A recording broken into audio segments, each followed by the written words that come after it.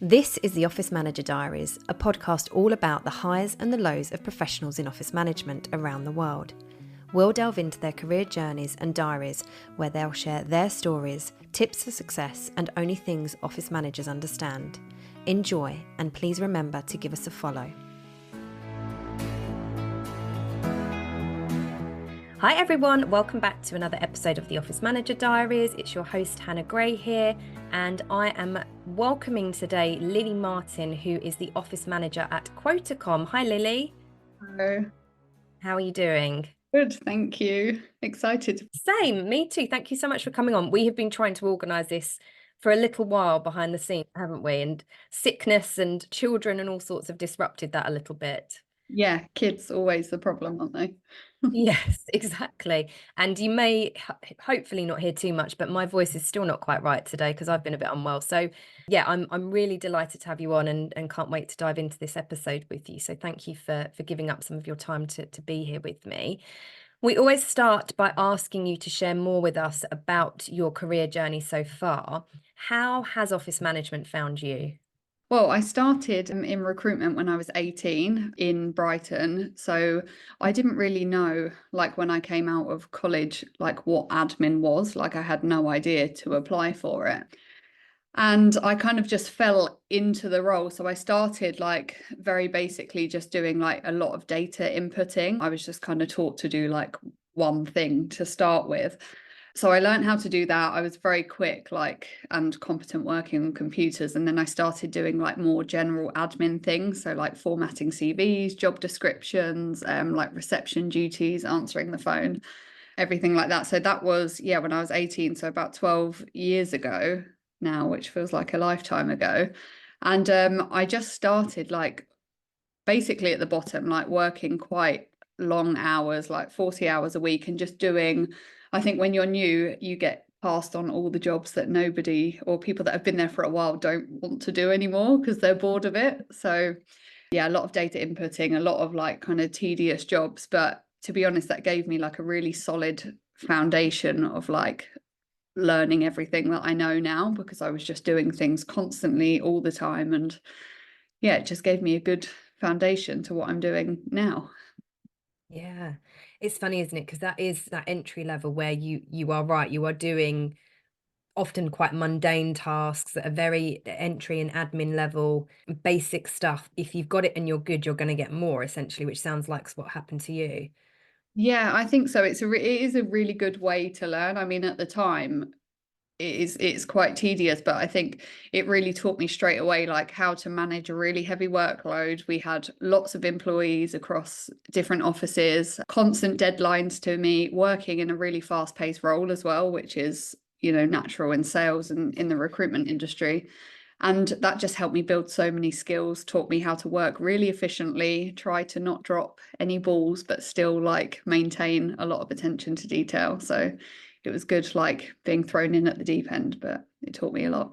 It's funny, isn't it? Because I would look back on my career and I was 19 when I started out and think the same thing. And especially when I came into London and started working for some of the firms here, it was similar where actually some of that grit in terms of the skills that I have now was learnt from having to work in those fast-paced environments. And like you say, juggling so many things and not dropping the ball, which naturally led me to office management and sounds like the same for you. So where did you go from that recruitment agents to where you are now?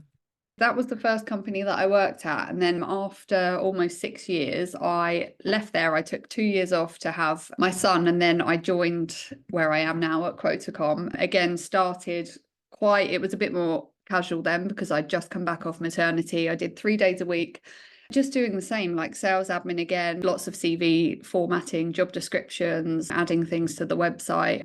Just kind of got my foot back in the door after having 2 years off, and then also juggling like being a working parent, which is a totally different ball game.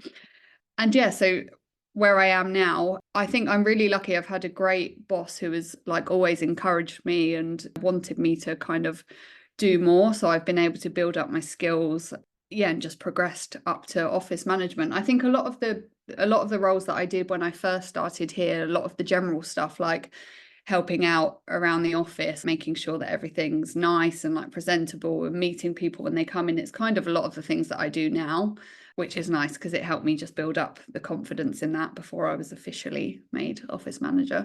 What were the steps like behind that? So you were doing the sales admin 3 days a week. What happened to get you to office management? Was there conversations, promotion? Did you put yourself forward? How did you get to that point? Because you've been doing the office management there for just over 2 years now. Yeah. I think, to be honest, I just worked really hard. I always wanted to be really reliable, really trustworthy, and just, I always want to do my best. You know what I mean? I don't want anything to kind of fall around. I like to keep everything going. So just working really hard, building up a really good relationship with like the other managers and the other leaders here. So, building that trust with them as well. And I think just working a lot and putting in a lot of effort, they saw after time, if they ask for something, they know that it's going to get done, it's going to get done well. Yeah, just trying to be like a solid person within the team. Yeah, that accountability and autonomy sounds like you were potentially quite proactive and getting things done and reliable. Yeah, it does happen quite naturally, doesn't it? Sometimes these roles. Did they have an office manager in situ before they made you office manager? Yeah, they did. I think when I joined, I think we had two. We had one when I first joined, and then she left to go somewhere else, and then somebody else was our HR and ops manager, and then I think she left just before COVID. So yeah, it was kind of an easy and natural progression up to that. But yeah, I'm really happy to be where I am now. Found your calling and your role. Is that how you feel with office management? I think so. It's funny because, as I said before, like I never knew at the beginning like what admin was when I started. And I guess until you do it, you don't really know. I mean, you can read a job description, but until you're in that environment and working with like the team, you don't really know exactly what's going to be asked of you. And I think it's nice to do all of that, but put your own spin on it as well. Yeah, absolutely. I think that's something that most office managers enjoy, isn't it? It is that autonomy and having that impact and almost creative vibe where you can, yeah, make a difference through your own means. Yeah. What is Quotacom? What do they do there? How many people are there? Where are you based? Tell us all about it. We're an executive search firm, so we're a recruitment company. We're based in Brighton. We've got an office in San Diego also. So we've got two offices. We've also got sister companies as well within us. So we've got Tag, Odin Global, and Tautran. So we support those as well from an admin perspective as well. And two of them work in the office in Brighton here with us as well. So within Quotacom, I always lose count. I think we've got about 25 people at the moment, and we've got an amazing office that we've just refurbed 2 years ago. So we're in an amazing office in Brighton. Yeah. And so with these 25 people there, you've got within those numbers these sort of subtenants, I suppose you would call them, that you support Yeah. from an admin office management perspective as well. Yeah, just the general admin stuff for them. I mean, they're in the office, so they share the environment with us. So if there's any like events or anything going on, they're part of it. But yeah, from an admin perspective, we do their CVs and things like that. Wow. Busy role then. Always busy, isn't it? It is. I don't think I know any office manager that's not busy. You are incredibly active, Lily, on LinkedIn as a member, posting more or less every day, sharing what you're up to and how you support and engage with your staff there at Quotacom, doing events, mental health initiatives, and so on. Tell us more about all those things if you can, please. Yeah, so I never actually posted that much on LinkedIn before. It started when we did our toy appeal back in December 2023. We started doing that and I thought, okay, like we really need to get some traction on this, start posting on LinkedIn. And I've kind of just carried on from it since. I think the more active you are on it, the more you see other people. Like I've connected with loads of office managers, admins, assistants, and it's really nice to see like what they do day in, day out. And I mean, when I first started, like promoting what we do on LinkedIn just wasn't a thing. Like I didn't see that anywhere at all, apart from the general like posting of a job role or a vacancy or something. And it's been really fun just kind of sharing what we do and putting our name out there, and also saying this is what I do every day and this is the fun part of my job. And yeah, it's nice to kind of show and learn from other people as well, and really nice to connect with other people as well. As you know, you have the office management group. Yeah, exactly. Yeah. And it is important. And in these roles, especially so, we've said it many times before around the isolation in the role. You're often the only one doing this kind of thing for your business. So connecting with others, but also raising the profile collectively of office management as a profession, which you've probably done very successfully given all these posts that you're doing and the exposure to an insight, I suppose, into what office management looks like on the daily is really important. What are these initiatives? What are these other things that you have posted? Tell us more about some of the more recent posts that I've seen. I could talk about them, but I'd love you to tell the listeners more about the recent ones. Yeah, I'm trying to think what I've posted about. So obviously we have Mental Health Awareness Week. So things like that. What did we do? We had somebody come in to teach us some movements and stuff around our desk because the theme this year was on movement. We went out for a nice team walk. So I got everyone ice cream. So it was nice and enjoyable because we finally got some sunshine. And oh yeah, we did a quiz on Friday as well. So it's just nice to kind of end the week like a little bit earlier. We finished at 1 o'clock, had our like normal Friday roundup meeting, and then ordered in some pizza, did a quiz, and it's just nice to have like that bonding with the team, and everyone kind of goes away from the week thinking, okay, that ended on a high and ready to go again on Monday. Yeah, it's actually a really clever way to do it, isn't it? To finish off on that high and that peak, as you say, so that people are pumped and ready to come back in rather than the down on a Friday when it's that sort of dreaded Monday feeling. Are you fully responsible for organising all those things, coming up with the initiatives, creating the ideas, and how do you go about doing that and presenting it to someone to say, yeah, go ahead if so? It depends what kind of what's coming up. If there's like a general awareness day, normally myself or our marketing manager will collaborate on ideas, or things will come up, or normally our CEO will just say, oh, this sounds really good, like should we put something forward for this, or find something to do. For Earth Day 2024, we've got a sustainability committee, so we're really focused on like reducing plastics and stuff around the office. So we don't really like use the printer very much. We don't use paper, kind of everything's on our laptops. And yeah, it's just trying to be aware, I think, of the things going on. Like we don't need any of those things anymore. Like it's very different to when I first started years ago. We used to print everything and sign everything and have everything filed away, and that's just not the case anymore. So you did this post which was about the Queen of reducing plastic. So tell us more about that particular post and what made you put that out there. It's nice to get inspiration from other people that are doing like something similar. I really like the way things are laid out like that. So, I mean, the reusable bottles and coffee cups, we actually have Quotacom branded ones as well, which is quite nice. The shopping vintage and secondhand. I don't know if you've been to Brighton, but we are inundated with like secondhand shops and charity shops and really great things like that down here. Plastic free alternatives. So we try and get anything we get for the office, we try and either get it like biodegradable or from like a sustainable source. Food packaging, we give everybody free fruit, which is topped up a few times a week. So we try and buy that without all of the plastic packaging, and just do what we can to try and limit our usage on that. Yeah, really love it. And again, you're promoting what you do, but also promoting Quotacom and how environmentally conscious they are as a business and your impact on that. What about culture there? What is the culture like in the workplace, and how do you believe you influence and impact on that? A positive office culture is just so extremely important, and something I always try and aim to have a positive impact on, because it impacts everybody. It impacts morale, productivity, job satisfaction, and for myself as well. Anyone in the office, but especially in a leadership position, it's really important to have like your core values and your culture in your direct site.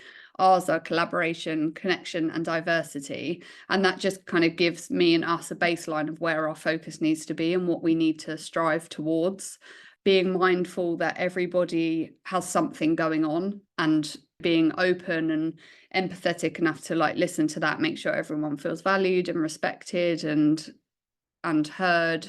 And if something needs changing or they're not happy, to be open enough to respect that and listen and not be defensive about things and think, okay, like maybe this does need changing or maybe we can improve in different ways.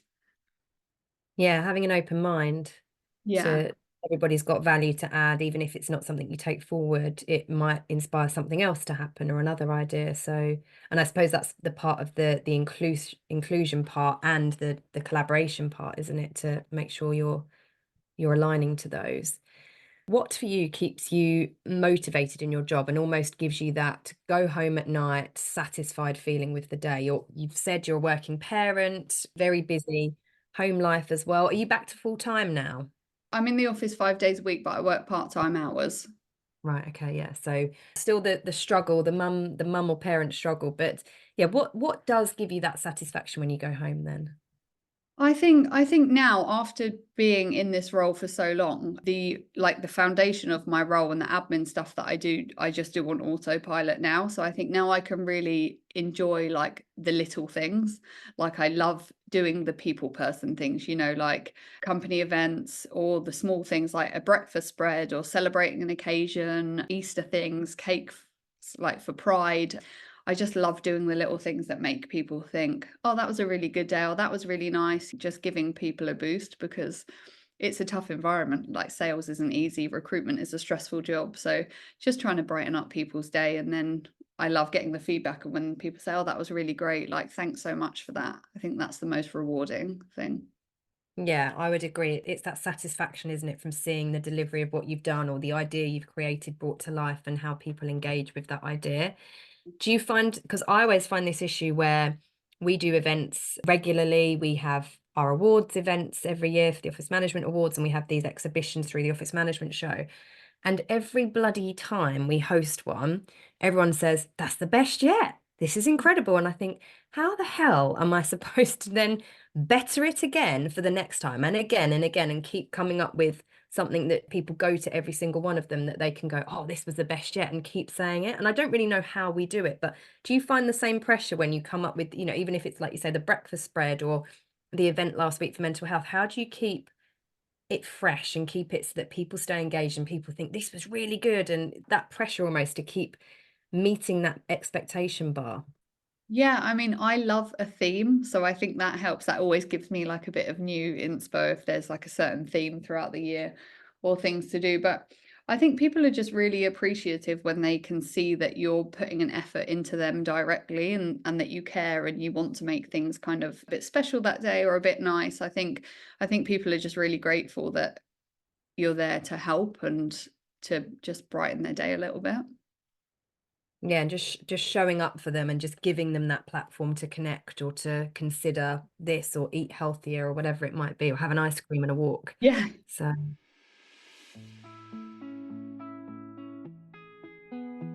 I'm going to stick with health and safety again for the second episode in a row before we move on to something else in our tips section today. And this is carrying on a little bit from the last one where I talked about risk assessments. I'm now going to move on to talk about at-risk assessments for people who are individuals or collective groups who are more at risk due to their physical state or otherwise, including mental states where we have mental health and stress now under the stress management standards in the health and safety executive, certainly here in the UK, but I think this can apply all around the world. So when we think about at-risk individuals, we're typically looking at people who are perhaps disabled, pregnant, or returners from maternity leave, because they are very physically different to when they went on maternity leave. People who have temporary injuries like broken legs from skiing. It's typically skiing season around February to April time every year. So people who come back with broken legs or arms or whatever, which can happen, or football injuries that we see quite a lot, whatever it might be. People who perhaps have serious allergens or heart conditions, epilepsy, etc. These kind of people, young persons as well, so people under the age of 18.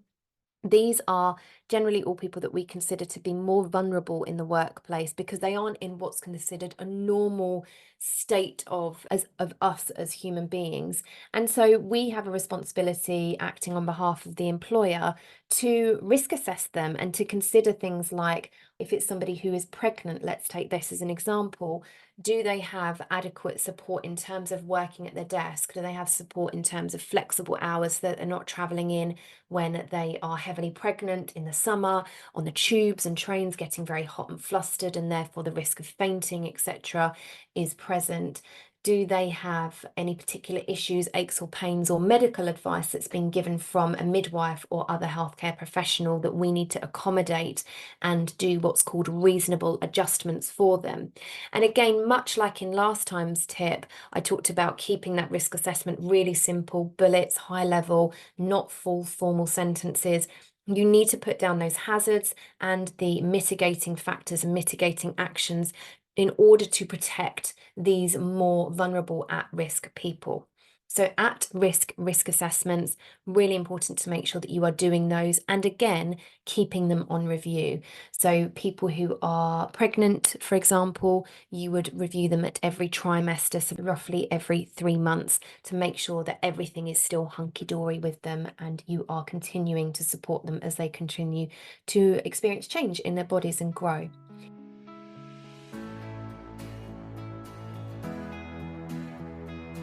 So now, what hurdles, if any, have you experienced in your career so far, and how have you overcome them? Oh, this is a difficult one because I feel like I'm I'm quite lucky. Like I feel like a lot of the time I've got it quite easy with everyone that I work with, and my day to day, everything tends to run quite smoothly. I hope you have some wood nearby that you are touching, because that Yeah, I'm like so superstitious with things like that. I know.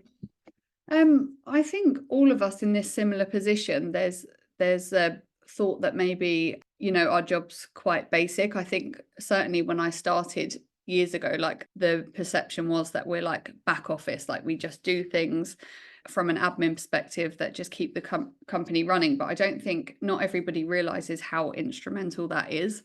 I think being able to spot and do things that people need doing without having to ask for them. I think that's a lot of the time people don't see what you do because you're always predicting and they think, oh, this has happened and this has gone smoothly. But actually, you're kind of the thought process behind that, like doing things before people have to ask for them, making sure they can do their job with full focus. So, obviously, the sales team, they're busy making money. So, if it's something small, like making sure there's ink in the printer or making sure the tech that they're using is functional and the office and the kitchen's, clean and ready to use, I think that really helps. Helps keep it flowing. And it's almost not a case of going to them and saying, do you realize I did that? And I'm 10 No, steps ahead of where you need to be. But do you feel like you get that recognition from it? yeah, I think I do. I think that's the thing. I don't know if there are many hurdles for me because I think I'm really lucky, like with the boss and the team that I have. They're all very supportive and very like they acknowledge everything that we do or I do. Let's talk about the motherhood piece, because this is always interesting for me. And I think we have had some parents on the podcast in the past, and some have spoken about it briefly. But what has that been like for you? Because I left office management full time almost 8 years ago now. And one of the reasons I did that is because I wanted to create this consultancy business where I was helping office managers do the best work that they can, because I didn't feel like anyone was looking after the profession in that way, and supporting office managers in their development and everything else. That was one of the reasons. But the other one, which people may not know about, is because I did want to have a family one day. And I knew that the role that I was in back then, working for a private investment bank in London, heading for a COO position as I was then, I wouldn't have had the flexibility that I do now being a mum. And I think maybe COVID may have changed that slightly in the landscape slightly for me. But when I think back to those days, I was working 2 or 3 of every 6 weekends doing office moves and changes. And even if I wasn't working and I'd got my team to do it, I was certainly on the phone or on emails, because you're overseeing it and you still need to do that. I was traveling to Hamburg every 3 or 4 weeks, 48 hours in and out, getting up at like 4:30 in the morning, back at 9:30 the following night, and back to back meetings. It just wasn't going to really, in my view, work for me to have the flexibility to be a mum. So for me, that's why I made this change. But how have you found that being? I understand you're not full-time in the position, but you're working 5 days a week. You came back and started, almost your career again after a small break. What's that been like for you in that experience? I think utilizing breakfast club and after school clubs and grandparents is the best advice I could probably give. I mean, it's difficult because everyone's in such a different position. Like some people aren't able to utilize those things or their hours don't fit around it. And it's really tough. I think when you're working and the kids are at nursery, you're kind of covered from 8 till 6. But as soon as they hit school hours, you think, oh my God, what am I going to do between, a normal office job is sometimes between 8 and 5, and school pickup and drop off times are between 9 and 3. So it's a massive juggle, but I'm really lucky that when I came into this role, I've had my son already. So I had to start from the beginning and say, look, I have to do this way around because this works for me. I have to work certain hours to fit in. And within those hours, I try and work a full-time job within those hours because I want to. Do you know what I mean? I know that's not possible for everyone, but I try and push myself and do as much as I can and be as efficient as I can in those hours to just try and fulfill my role. And I'm not averse to working after hours if I need to go home, or if the school call and say he's sick, I can always pop off and do that and then catch up later. And I do utilize the admin team as well. We've got a senior administrator who's great and will happily take on more workload if she needs to at some point, and she's completely competent in doing that. So I think building a solid admin team has really helped me as well in that sense. Do you manage the admin team there? Yeah, there's two of us, so we try and split it as much as we can, but she's full time. So Yeah. yeah. Yeah. I was going to say to you, are you someone who can go home and switch off and leave work where it is and then get home? But it doesn't sound like it. And I think that is a challenge in this world and in this environment of remote technology, but also in an office management role, because where you've got a premises, where you've got people, where you've got that environment, it's never really something you can switch off from. Do you find the same? Yeah, I mean, I try to. I guess it depends on the day, doesn't it? If there's things, I try and plan it as best as I can. I try and get everything finished before I leave. But if there are things I need to catch up on, or she's on holiday, and I need to work a bit later, fine, because I know when the time comes that I need some flexibility, I'll get that as well. So it's swings and roundabouts. It does. I remember that expression years ago from one of my bosses, the first time I heard it. I mean, I'm talking like 15 years ago. And I think she'd sort of said to me, look, just go home early. It's got to swing in roundabouts, Hannah. It can't Yeah. always be on you, constantly giving, giving, giving. You've got to be able to take as well. So I think that's flexibility, isn't it? In the olden days, it was called swings and roundabouts. So Yeah. Yeah, it's ultimate flexibility. yeah, exactly. Can you now, please, Lily, share something from your office manager diary? Yes, I think this was the biggest what am I thinking moment. It was one of our summer events we were planning for, and my boss said, well, like find something to do, like come up with some ideas. So I put forward the idea of a summer festival for one of our quarterly events. No real event planning under my belt. My boss said, yeah, sounds great, like go for it. And I was off. Once I got into it, I realized, okay, not only do we need a field, but we need toilets, we need tents, we need food, drink, music, activities. That was a lot. So I did actually pull all of that together. I included a photo booth, huge inflatables, a light up, one of those like big light up letters. So we had a light up queue, which actually was very expensive and turned out to be really small. And by the time I committed to it, like I had no real sense of budget unless we wanted to be in an empty field. But it ended up being like one of the better company events that we've had. I did it during an office move as well. So I always Oh, had a break. So wow. we got there and it was a great event in the end.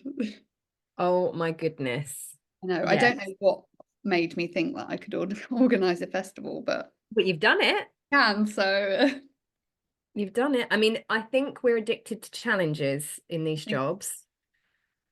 and people pleasing as well. I just wanted everyone to have a great time. And they did. So that's the main thing. Objective ticked. Yeah. Office move go okay?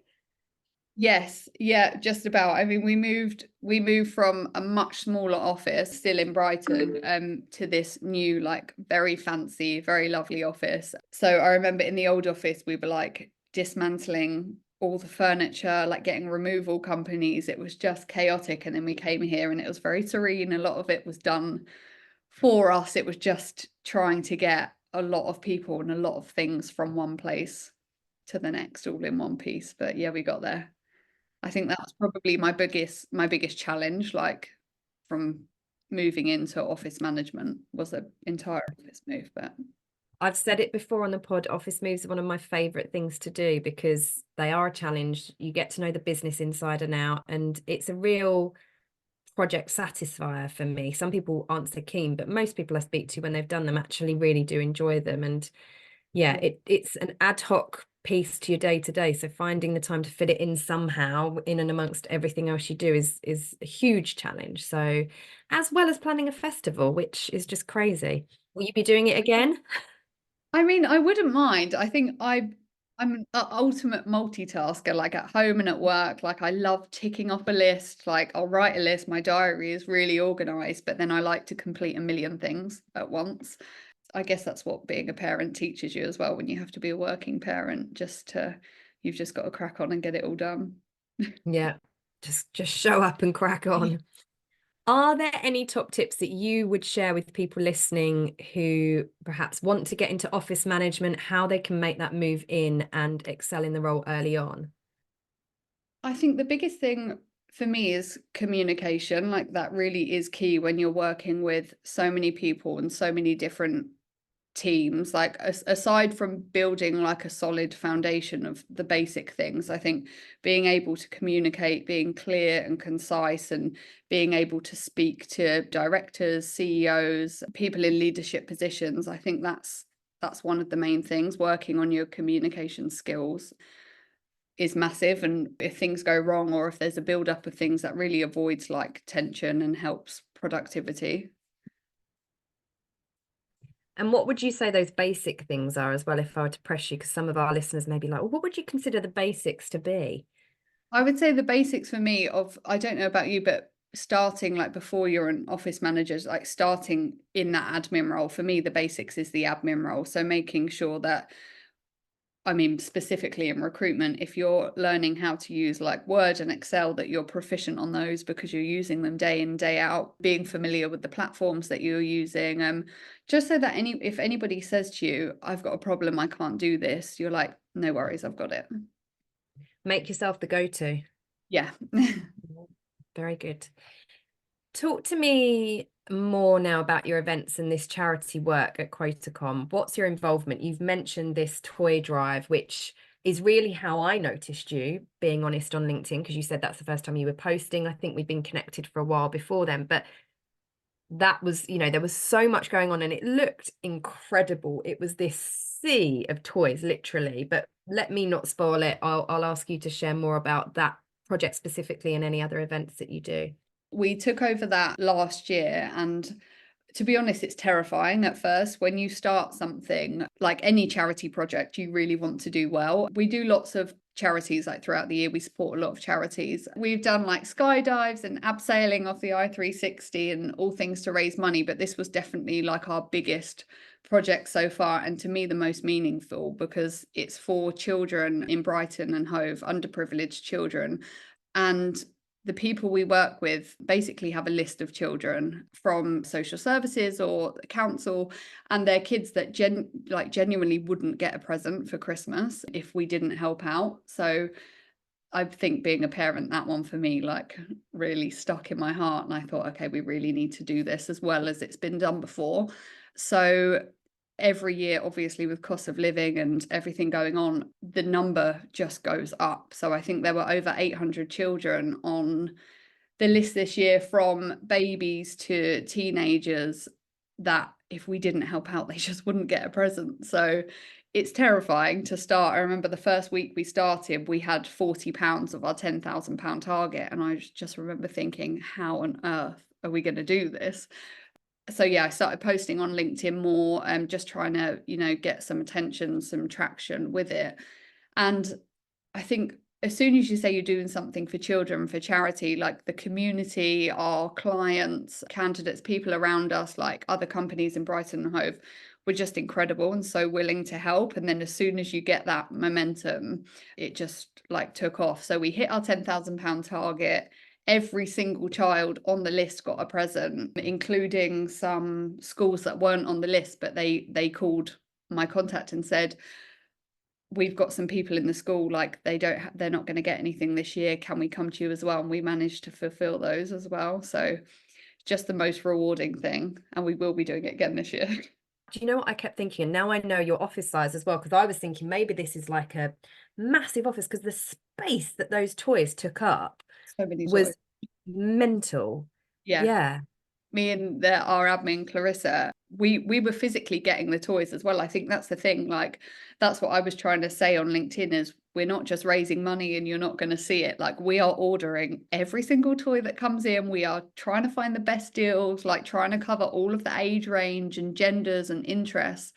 And yeah, our office was absolutely full of toys, and in the end, in the last week, I had to get them sent directly to them because I just thought we've got no more space. But and we had just so many people, like I said, people in the community helped out. We had a removal company that helped me within 1 hour. Somebody let me down and I just called them and I said, I've got like 500 toys to get to another place in Brighton. They were like, no worries, we'll be there in an hour. And they turned up with the Santa hat on, and they were so helpful. So That, oh my God, I'm such a teary person. That really makes me I well know. up when I know, people they were just so lovely. I used them for my house move a few months later because I give them a thought, shout in the on the pod if you want to, in case we've got any other Brighton office managers that yeah, need they're called the Brighton Removal Company. I mean, it was Ali that came to help us, and yeah, just an amazing company. Didn't ask for a penny, wasn't even questioned. They were like, yeah, we'll be there, no worries.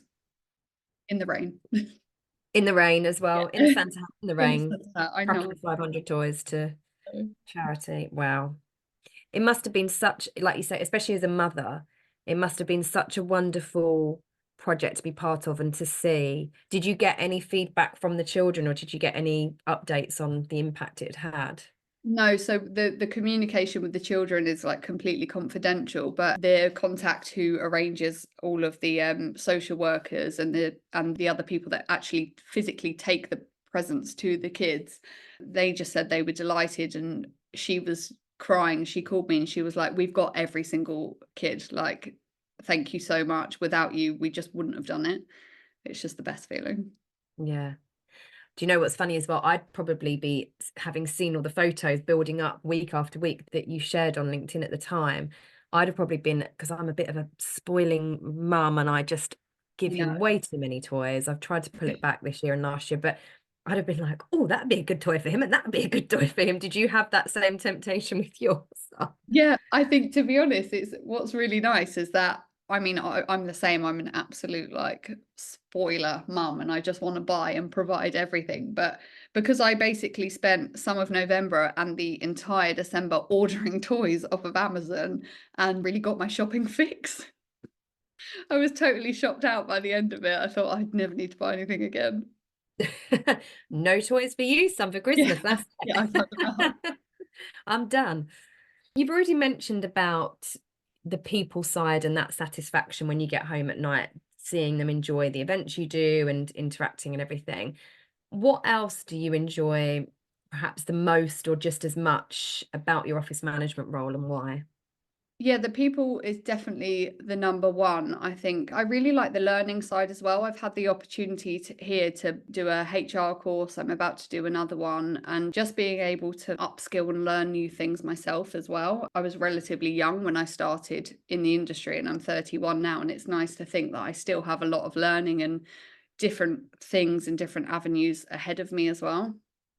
I think it is one of those roles where the learning opportunities are far greater than I think I've ever seen in any other career or profession, because it's got the span of so many different areas like HR, like procurement and finance and culture and well-being and health and safety, and it's endless. Facilities, building management, there's so many different routes and things that you can take interest or develop in. So yeah, I would agree, it's a really nice aspect of the role.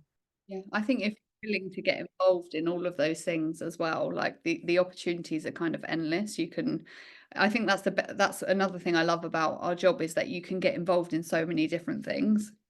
You're not kind of stuck in one avenue. You can put yourself in all different places, and I really enjoy that. Yeah. Again, I think most listeners and I certainly think most of my guests in the past, that's what's drawn them to the role as well. That diversity, no 2 days the same, fingers in all pies, yeah, and having that wonderful impact on the people there. Yeah. My final question then, what is the future holding for you in terms of your career? What does that look like? Well, I think the next step, I've got the level 5 HR course to do, which is something that I'm really interested in because that's just another like people aspect of the role and something where I can really gain some like skills and knowledge and start learning about. So that's exciting for me. And I think just the company in general, it's really nice to be a part of something that's like constantly growing. And we like to think that we're doing things a bit differently. We've got a 50-50 gender split on the leadership team. We've got a DEI committee, and we work with leading diversity organizations as well, Alan Turing Institute, Women in Data. So just being knowledgeable of that, being part of a company that's growing and really focused on diversity and equality. And we've got a podcast as well, which I was going to tell you about. It's called Trailblazers of Inclusion, and that's run by our business manager, and he's really lucky he gets to speak to female leaders who are at the forefront of driving diversity within their own organizations as well. And it just goes back to like posting on LinkedIn and engaging with different people. There's so much to learn and so many people to learn from as well. So it's an exciting future, I think. Definitely. It makes you so much richer. Like I find from doing this podcast, it's made me feel so much richer in my connections, in my experience, in my knowledge, in what I'm learning about the role. Because even though I've got this big network of office managers and clients and things, the more that I can take in from my guests, but also share with the listeners and everything, it does make you feel like it's more fulfilling to you. And yeah, it's a really enjoyable thing to do. I've seen the Trailblazers because I think it's on your banner on LinkedIn, isn't it? And I meant to ask you about that as well, so I'm glad you brought it up on our final question. Yeah. Yeah, it's really nice to feel like you have that like support network as well. Like as I said before, I think years ago it just wasn't spoken about. Like we don't really talk about our achievements because it's seen more of like back office role, and it's nice to think and to be able to see like what people are doing and changing and just helping for everybody. Yeah.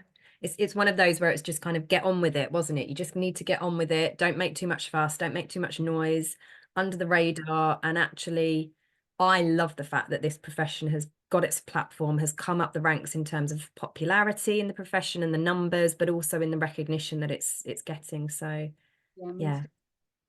fab. Well, thank you so much for being a guest on the Office Manager Diaries with me today, Lily. Really appreciate your time. Thank you so much. It's been really fun. This episode is sponsored by the Office Management Portal, our free online membership platform aimed at connecting, supporting, and empowering office managers in a simple to use, all-in-one self-service resource. You can sign up right now at www.theofficemanagementportal.com and click the sign up button in the top right. If you want to upgrade your account to our premium membership at any time for unlimited downloadable templates and monthly expert masterclasses, use the code THEOMD for 25% off. That's THEOMD for Office Manager Diaries for 25% off. Thank you for listening.